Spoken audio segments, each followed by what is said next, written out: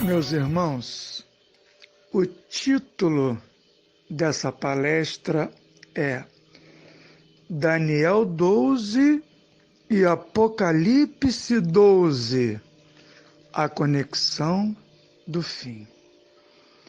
Veremos pela Bíblia a correlação direta entre o passado e o futuro.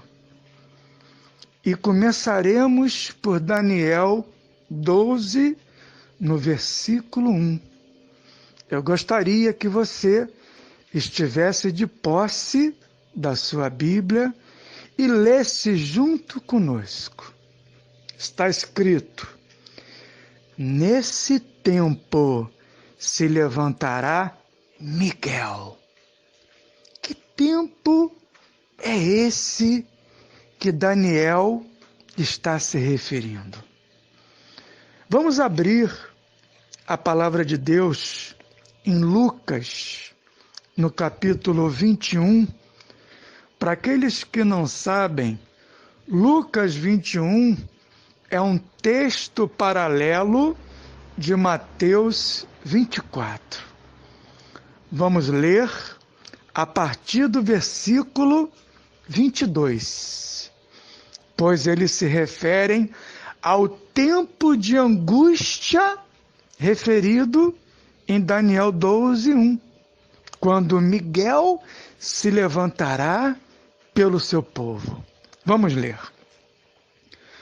Porque estes dias são dias de vingança, para se cumprir tudo que está escrito. Escrito aonde? Daniel 12. Tempo de angústia para as nações. Versículo 23. Ai das que estiverem grávidas e das que amamentarem naqueles dias, porque haverá grande aflição na terra e ira contra este povo. Cairão ao fio da espada e serão levados cativos para todas as nações. E até que os tempos dos gentios se completem, Jerusalém será pisada por eles. Haverá sinais no sol, na lua e nas estrelas. Sobre a terra, angústia entre as nações, em perplexidade por causa do bramido do mar e das ondas. Haverá homens que desmaiarão de horror e pela expectativa das coisas que sobrevirão ao mundo, pois os poderes dos céus serão abalados. Fazendo aqui um pequeno parênteses. Miguel se levantará. Você já saberá daqui a pouco quem é Miguel. Aqui diz que os poderes dos céus serão abalados. Apocalipse 12 fala a respeito de uma guerra no céu, aonde os poderes das trevas que estavam lá foram abalados. Miguel, que aparece em Daniel 12, não por coincidência, também está guerreando em Apocalipse 12 contra os poderes do céu, que foram e serão novamente abalados. Então se verá o Filho do Homem vindo numa nuvem, com poder e grande glória. Ora, ao começarem estas coisas a suceder, exultai e erguei as vossas cabeças, porque a vossa redenção se aproxima. E quem é Miguel? Vamos voltar lá para o texto de Daniel 12. E a Bíblia, apenas a Bíblia, nos revelará quem é Miguel. Está escrito: nesse tempo se levantará Miguel, o grande príncipe, e haverá e defensor dos filhos do teu povo, e haverá tempo de angústia qual nunca houve. Quem é que disse que haveria um tempo de angústia o qual nunca houve? Não foi Cristo lá em Mateus 24?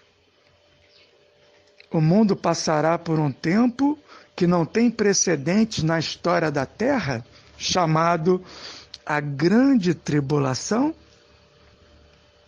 Mas naquele tempo será salvo o teu povo, todo aquele que for achado inscrito no livro. Meus irmãos, precisamos primeiramente saber o que significa a palavra arcanjo. A Bíblia chama Miguel de arcanjo. Diferente de Gênesis e Apocalipse, existem no Apocalipse várias sequências de 7, ou de 12, ou até mesmo de 3. 7 igrejas, 7 taças, 7 anjos. Mas a respeito do arcanjo no singular, a Bíblia de Gênesis a Apocalipse refere-se a apenas um. Não tem 7, nem 3, nem 10 arcanjos. Existe um único arcanjo. Sabe por quê? Porque a palavra arcanjo é a junção das palavras gregas arque, que significa chefe, e ângelus, que significa anjo.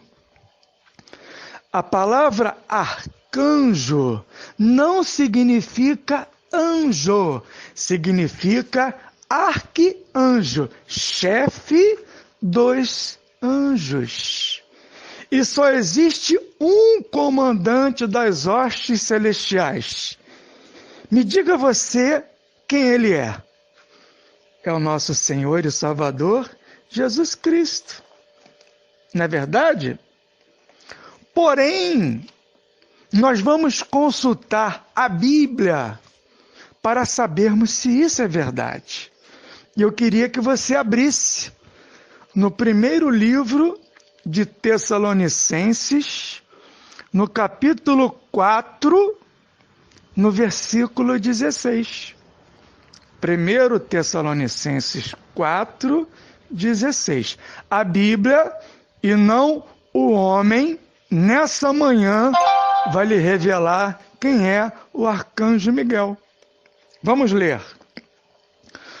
Porquanto, presta atenção no texto, porquanto o Senhor mesmo, dada a sua palavra de ordem. Quem dará a sua palavra de ordem? Olha como é que o texto é lindo. Diz, o Senhor mesmo dará a sua palavra de ordem. Ouvida a voz do arcanjo. Vamos então agora botar a tradução de arcanjo. Ouvida a voz do comandante das hostes celestiais de Cristo e ressoada trombeta de Deus, descerá dos céus. Ele descerá dos céus. O comandante das hostes celestiais está vindo para levar a sua igreja. E os mortos em Cristo ressuscitarão primeiro. Os mortos irão ressuscitar, ouvida a voz do comandante das hostes celestiais. Os mortos irão levantar, Os mortos voltarão à vida, ouvida a voz do arcanjo. Se só tem um arcanjo, na Bíblia se refere a Miguel. Luiz, mas como que se prova que essa voz do arcanjo é a voz do próprio Filho de Deus? Vamos deixar a Bíblia responder essa pergunta? Abra no Evangelho de João, no capítulo 5, no versículo 25. Evangelho de João 5, 25. Está escrito, presta atenção, quem está falando isso é o Filho de Deus. A partir do versículo 19, ele começa um discurso. João 5,19. Ele começa dizendo ali, então lhes falou Jesus, em verdade vos digo, e aí ele começa, ok? Vamos adiantar para o versículo 25, e novamente ele repete, ele utilizava essa expressão, em verdade, toda vez que a Bíblia, que você lê na Bíblia, Cristo enfatizando algo dessa maneira, é para ressaltar a importância do que ele vai falar. E ali ele diz, em verdade vos digo que vem a hora e já chegou, em que os mortos ouvirão a voz do Filho de Deus, do comandante das hostes celestiais, do arcanjo, do chefe dos anjos, chamado Miguel, e ele usa a expressão Miguel porque é o seu nome de guerra. Já vou lhe falar o que significa a palavra Miguel, ok? Os mortos ouvirão a voz do Filho de Deus e os que a ouvirem viverão. Ressoada a última trombeta, ouvida a voz do arcanjo ou do comandante das hostes celestiais. Miguel é Jesus. E sabe por que ele usa o nome Miguel? Você sabe o que significa Miguel no hebraico? Significa quem é como Deus. Quem é como Deus. E você sabe por que Jesus usa esse nome de guerra toda vez que ele entra em confronto com Satanás? Porque Satanás almejou ser semelhante a Deus. Não é isso que está lá em Isaías? Subirei aos mais altos céus e serei semelhante ao Altíssimo. Então, quando Cristo vai se confrontar com Satanás, ele usa o nome de guerra Miguel, que diz, quem é semelhante a Deus, para afrontar a Lúcifer, para lembrar aquele anjo caído que só tem um em todo o universo que é semelhante a Deus. É o nosso Senhor e Salvador Jesus Cristo. Amém? Bom, então ouvimos pela Bíblia que aquela passagem onde o Filho de Deus vira para Lázaro e diz, Lázaro, levanta-te. Isso acontecerá agora não apenas para uma pessoa, mas quando Cristo vier nas nuvens do céu, quando o chefe dos anjos estiver voltando, ele dará ordem, e todos aqueles que morreram em Cristo ouvirão a voz do Filho de Deus e sairão do túmulo, assim como São Lázaro. Ele falará o nome daqueles que um dia morreram e possivelmente são seus parentes. José, João, Maria, Paulo, sai para fora, e os mortos em Cristo ressuscitarão. Voltando ao texto em Daniel 12, nós descobrimos o que significa príncipe celestial, ou arcanjo, ou Miguel. Já descobrimos. Mas aqui diz que ele se levantará. Se ele vai se levantar, é porque ele está sentado. E aonde que Jesus está sentado, senão à destra de Deus? Não é verdade? E quando que isso aconteceu? Atos 2 revela a festa do Pentecostes. Você sabe o que é a festa do Pentecostes? A festa do Pentecostes é a festa que é comemorada 50 dias após a Páscoa. E o que aconteceu 50 dias após a primeira Páscoa? Aconteceu uma grande festa, que foi quando Deus baixou a terra e escreveu com seu próprio dedo a sua palavra nas tábuas da lei. E ali deu aos homens, através de Moisés, a lei que rege todo o universo, não apenas o planeta Terra. Haja vista que ela estava escrita nas tábuas da lei dadas a Moisés, porém, nada mais eram do que uma cópia das tábuas que estão na arca, lá no santuário celestial, em Apocalipse 19:11. E essa festa que aconteceu na terra, 50 dias após a crucificação do Senhor Jesus, foi também uma grande comemoração. Se você lê a Bíblia, você sabe que após Jesus morrer e ressuscitar, ele ficou durante 40 dias na terra, ensinando aos apóstolos e aos discípulos tudo aquilo que era necessário para que a sua igreja pudesse surgir de maneira gloriosa, a começar pela igreja primitiva. E após esses 40 dias que Cristo passou ressuscitado, ensinando aos seus apóstolos e discípulos, ele subiu aos céus. E você sabe o que aconteceu quando Cristo subiu aos céus? Aconteceram 3 coisas extremamente importantes.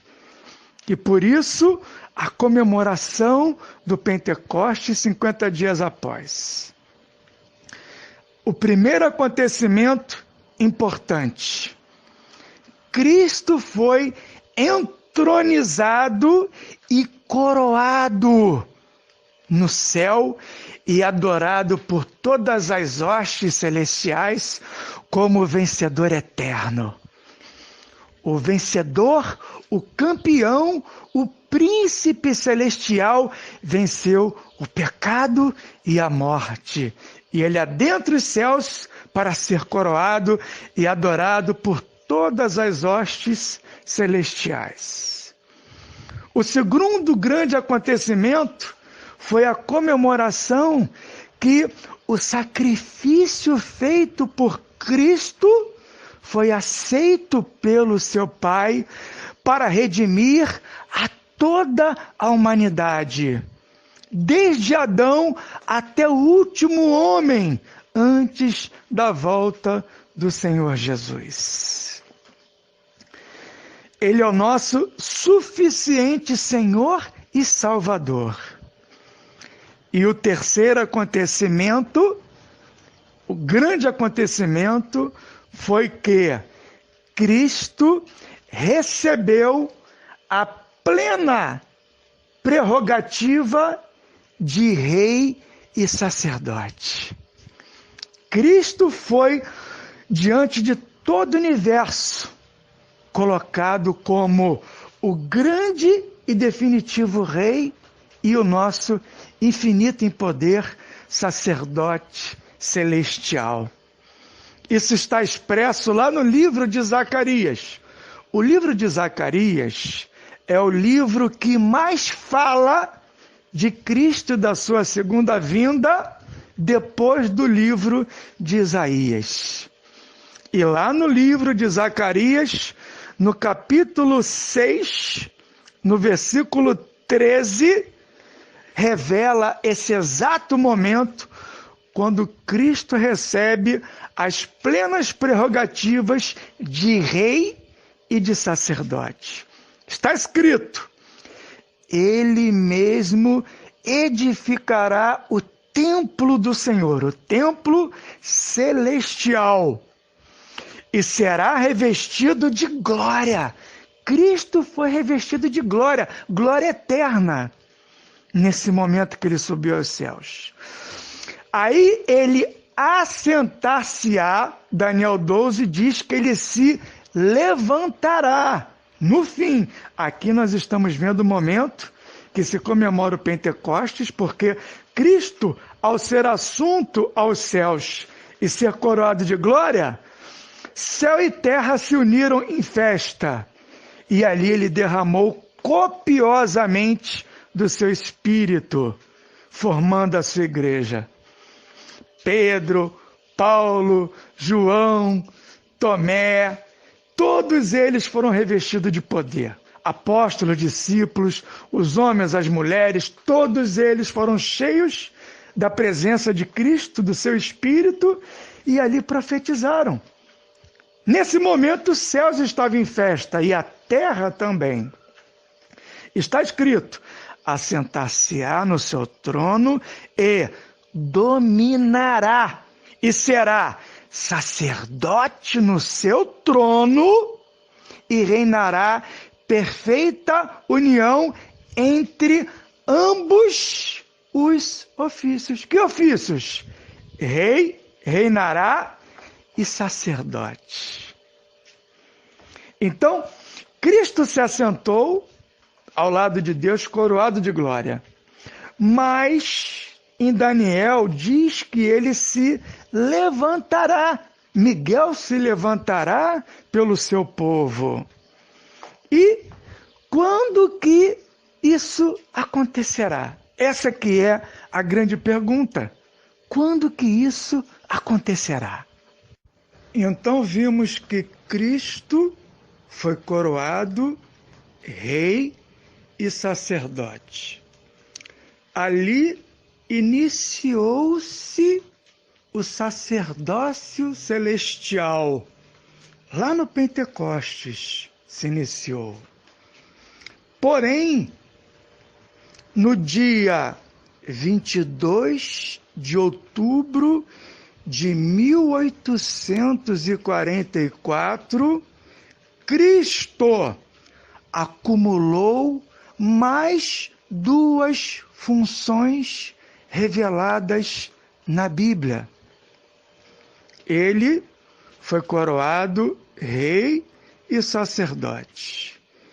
E, em outubro de 1844, ele que estava diante de Deus e continua intercedendo por mim e por você, inicia-se nessa data o acúmulo dos ofícios de juiz e nosso advogado.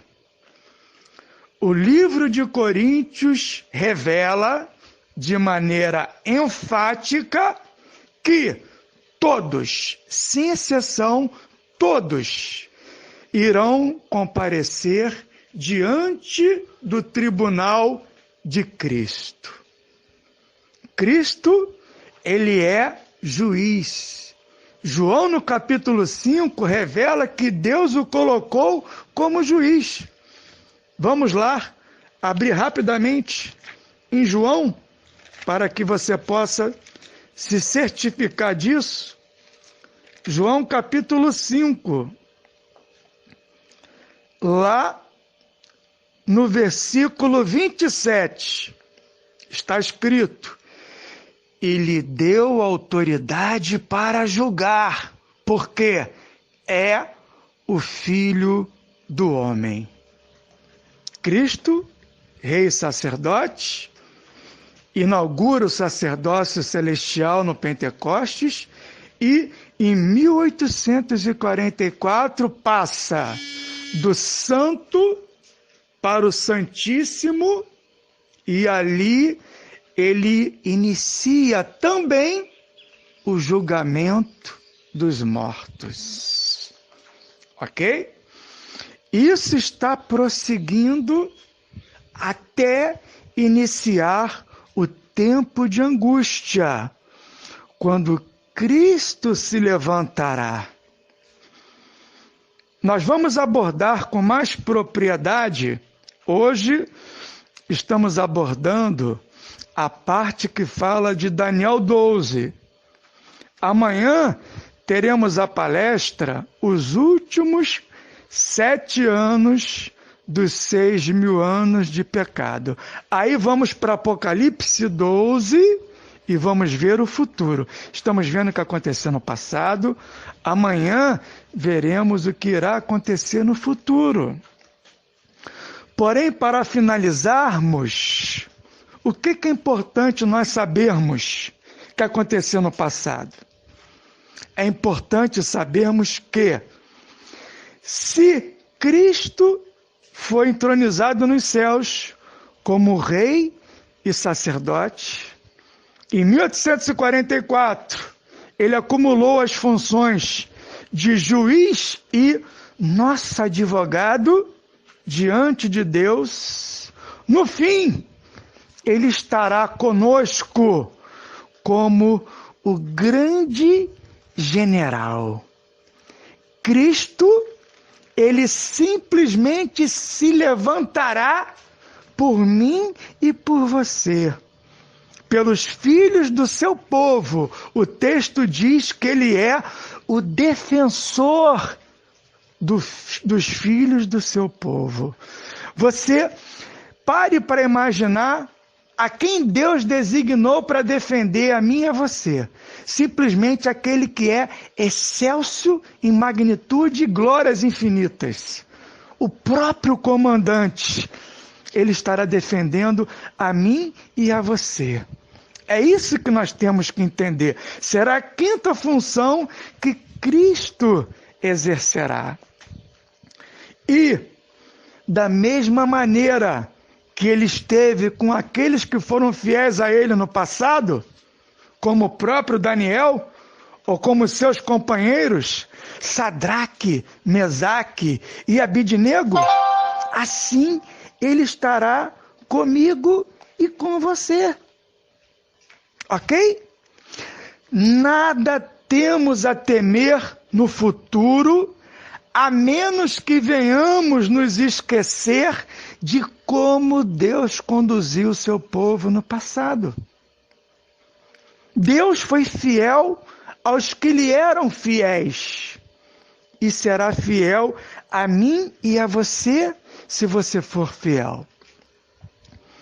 Nós vemos que naquela passagem de Daniel 3, meus irmãos, Daniel 3 tem como espelho Apocalipse 13. O que aconteceu em Daniel 3? Uma figura instituída por um líder que se auto-intitulava rei e sacerdote. O rei Nabucodonosor tentou usurpar o lugar do único rei e sacerdote no universo, que é Cristo, e ele fez uma estátua para que, através dessa estátua, que era a sua imagem, ele fosse adorado. Não é o que acontecerá em Apocalipse 13? Uma imagem da besta será feita e será imposta a essa imagem adoração? E aqueles que não se curvarem para essa imagem, para adorá-la através da sua marca de autoridade, que é o domingo pagão, O que acontecerá com esses no futuro? A mesma coisa que aconteceu com aqueles no passado. Serão jogados dentro da fornalha de fogo ardente. Assim aconteceu com Sadraque, Mesaque e Abidnego. Porém, eu lhe pergunto, eles passaram sozinhos por essa provação?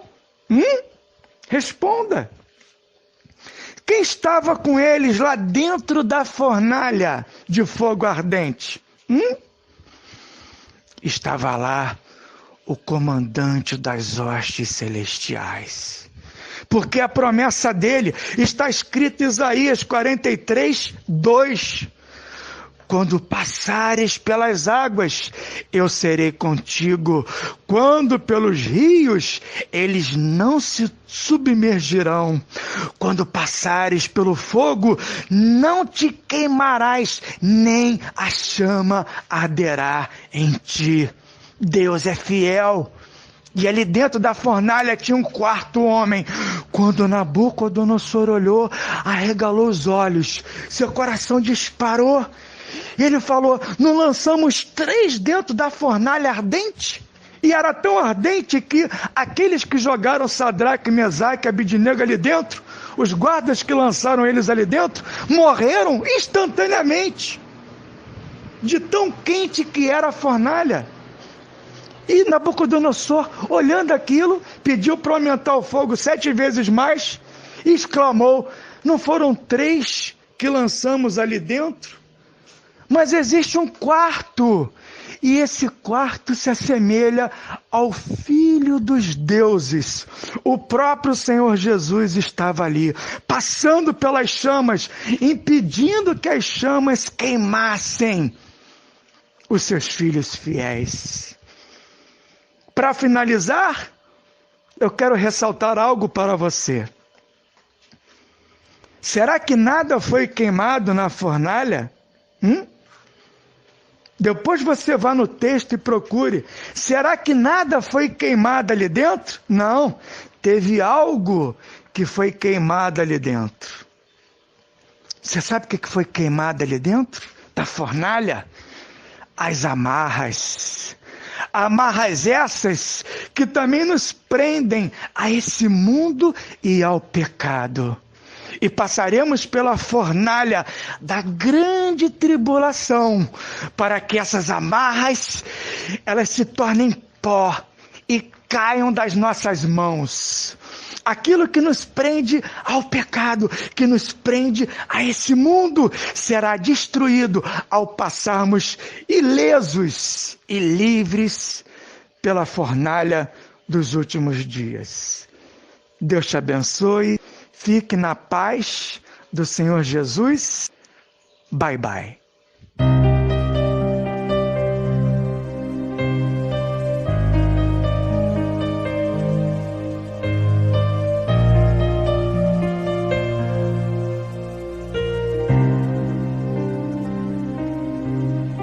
Já ouço rumores de guerra, parece um vale de lágrimas. O amor esfriando na terra, conforme a tua palavra. No peito um coração de pedra, irmão combatendo irmão. Esse é o final dos tempos de buscar a salvação. Ele vem, já posso ver os seus sinais. Ele vem pra me levar pra um lugar de paz. Ele vem, já posso ver os seus sinais. Ele vem pra me levar pra um lugar de paz.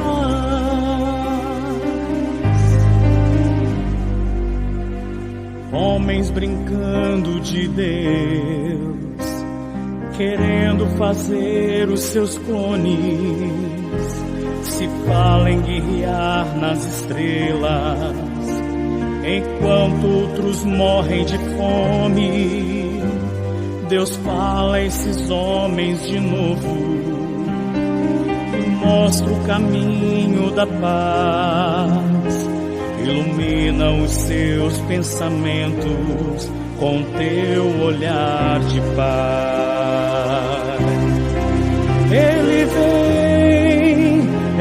vem, já posso ver os seus sinais. Ele vem pra me levar pra um lugar de paz. Ele vem, já posso ver os seus sinais. Ele vem pra me levar pra um lugar de paz. Ele vem pra me levar pra um lugar de paz.